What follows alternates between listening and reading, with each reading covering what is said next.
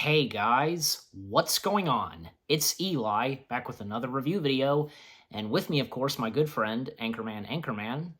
Hello there, everybody. Yes. Well, the time has come, and yep, our last review of Season 3 of The Mandalorian, Part 3, reviewing the last two episodes, Chapter 23 and 24. And let me tell you, because they were pretty good, and what a great way to end off season 3. In these episodes, the spies and the return. Chapters 23, 24, the spies and the return.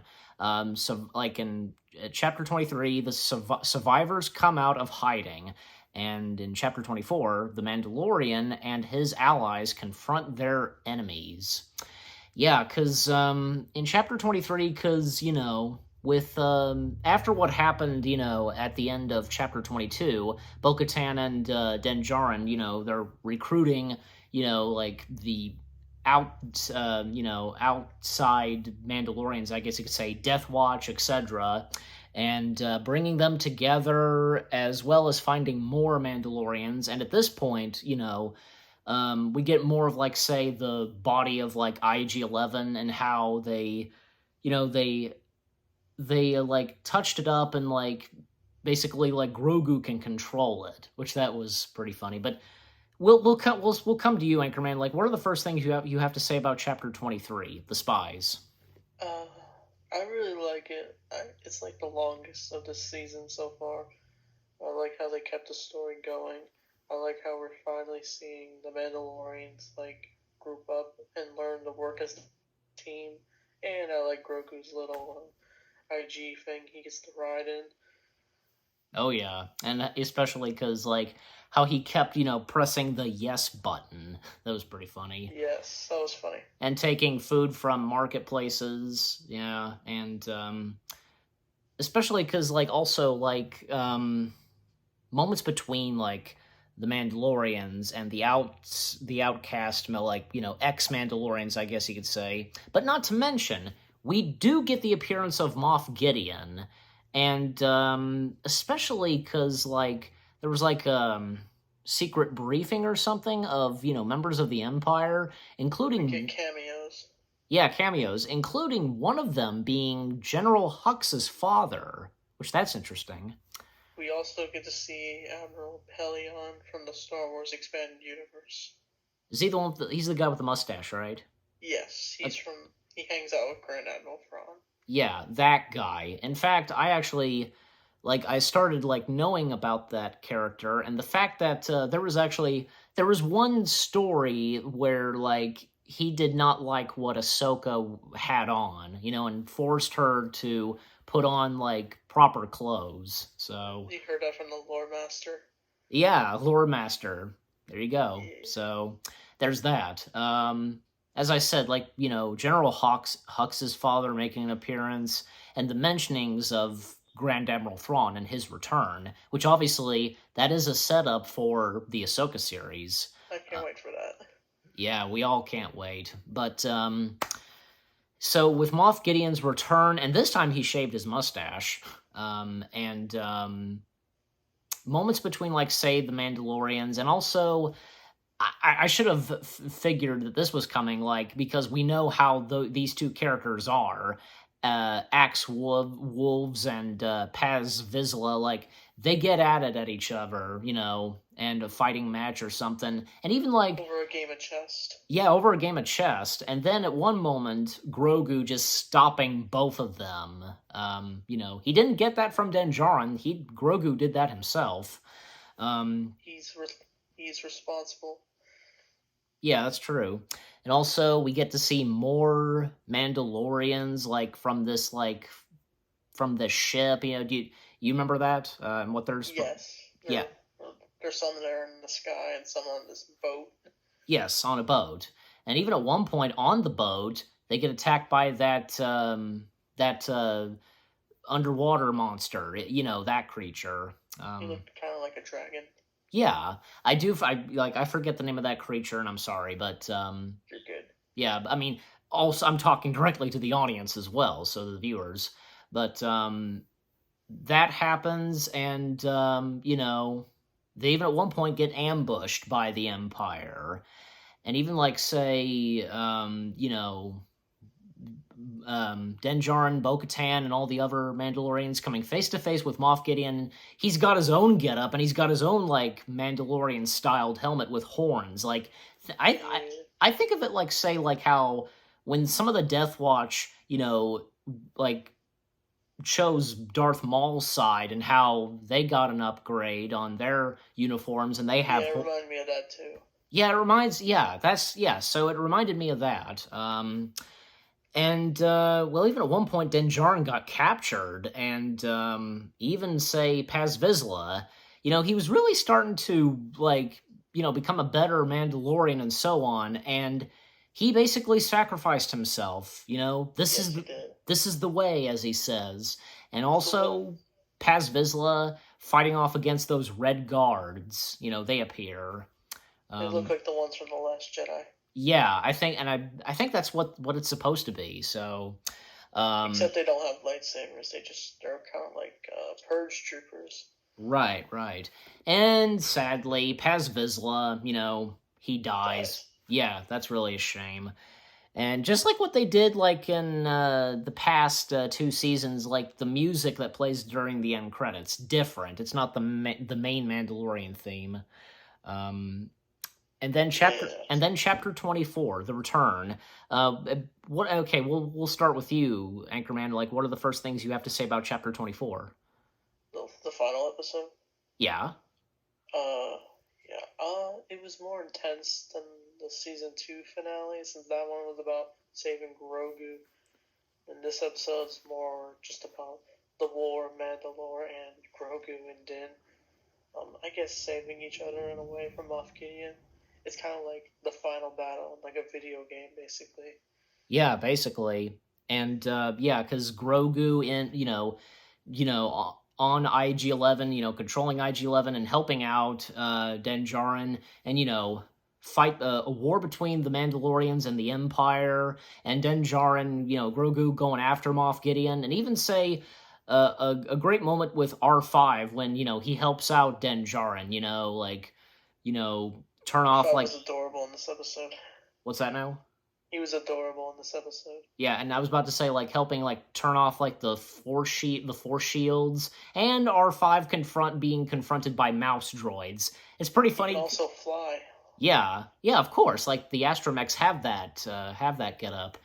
And I was gonna say about the mouse droids, it really, it shows that the mouse droids can't really do that much. Like all they're doing to R5 is just like ramming into him and so on. Of course, but of course he easily gets away after he helps Din Djarin.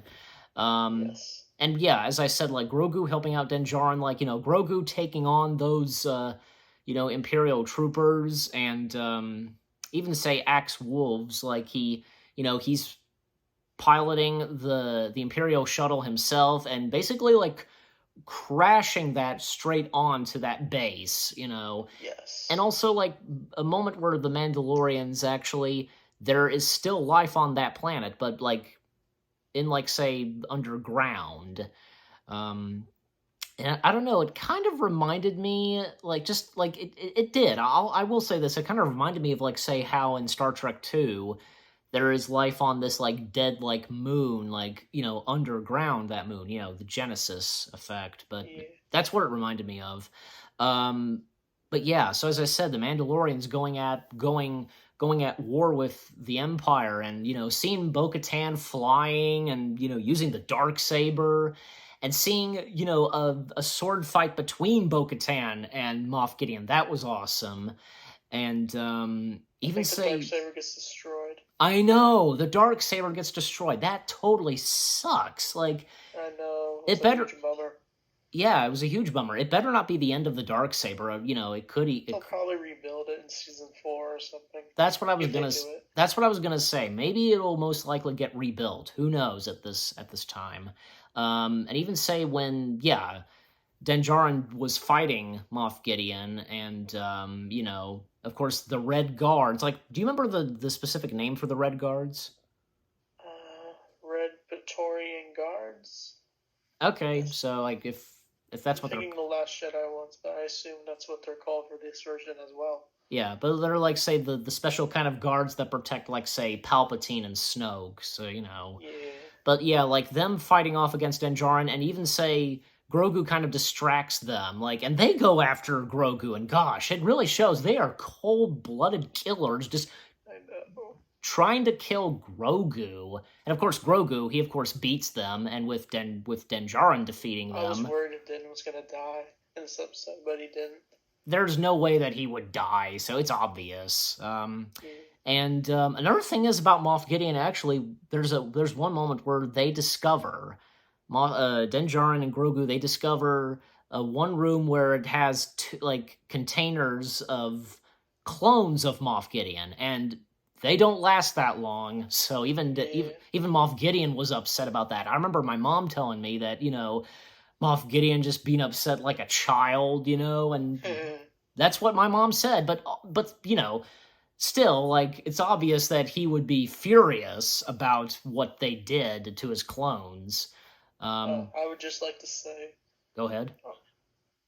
some of the people who were saying like it's gonna tie into the sequels, but like it didn't. It was just showing that Moff Gideon's entire plan was to make clones of himself, and then I guess rule the world of his image. Yeah. That's what I So thought. yeah, exactly. Like he was building like a new army or empire or something. Yes. What he said.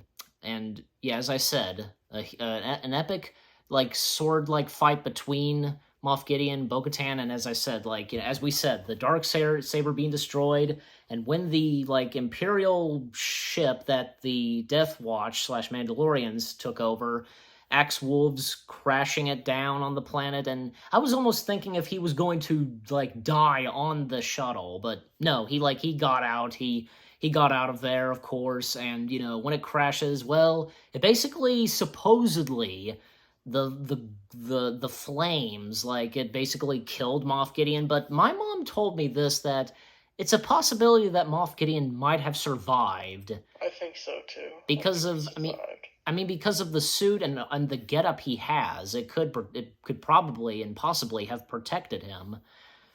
Might have. Yeah, I think so he's still out there, or maybe he cloned himself again to the last second. there are a lot of questions over that and a lot of guesses, but we'll just have to wait and see. And Yes. another epic moment from Grogu where he protects Bo-Katan and Din Djarin from the flames using the an entire force shield around them. That was pretty cool. He's a good boy.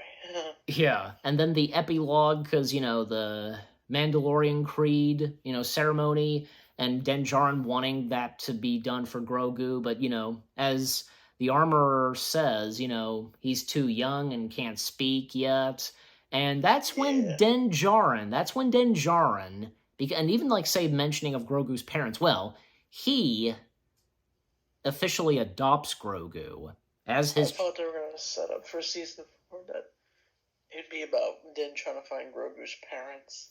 I don't know.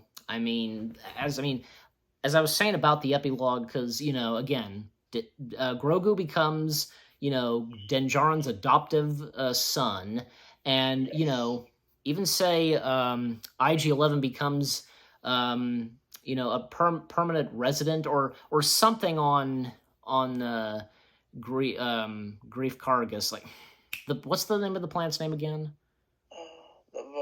The city.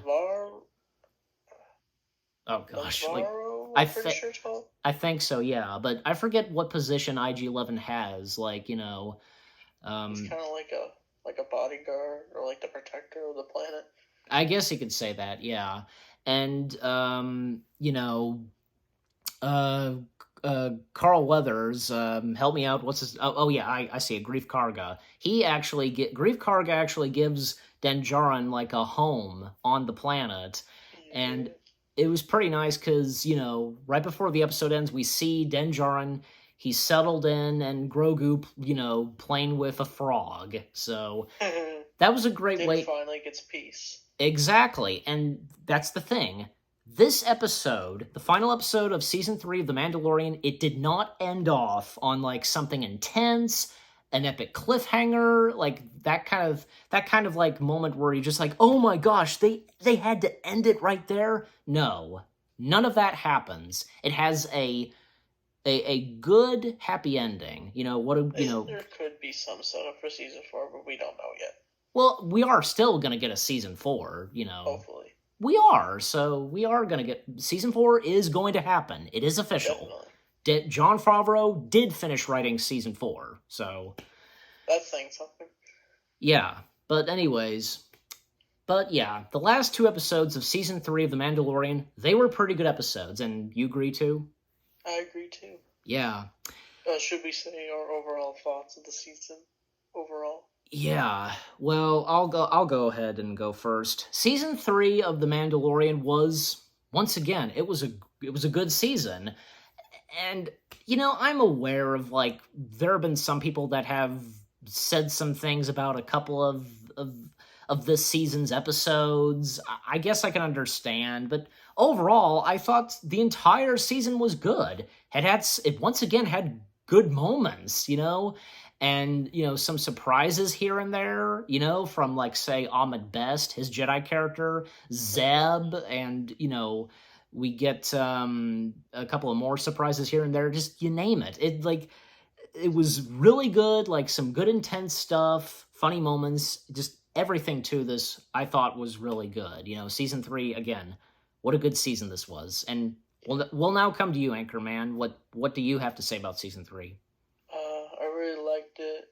I think it still has the same themes, the fun, adventurous themes of the other seasons that makes this The Mandalorian probably the most fun out of all these Star Wars shows. Mm-hmm. There were some story issues I had with it, but I really liked it overall. And I definitely look forward to seeing Din Djarin again.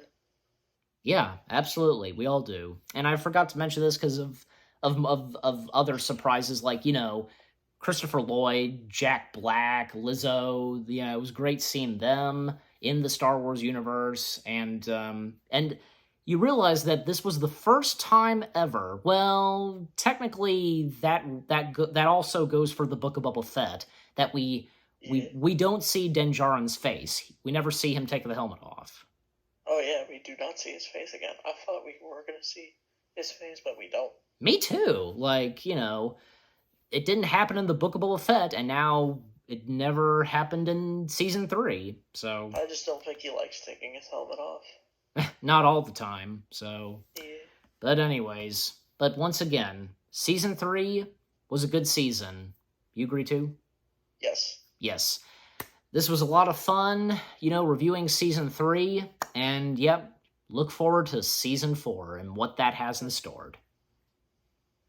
Yes. Yes, so, and yeah, and with all that being said, yeah, thank you very much, Anchorman, for joining me reviewing season 3. Thank you for having me on. Yep. And what about you guys? What did you think of season 3 itself, and what did you think of our third and final review of season 3? Leave comments, and give this review a like as always. Say goodbye. Goodbye. He says that for me. We hope you've enjoyed our review, our third and final part review of season 3 of The Mandalorian. More reviews coming your way. They're going to be awesome. Keep looking forward, and we'll see you guys in the next video/review. Take care, and until season 4 and the next upcoming Star Wars show, Ahsoka, peace out, and may the Force be with you. Always.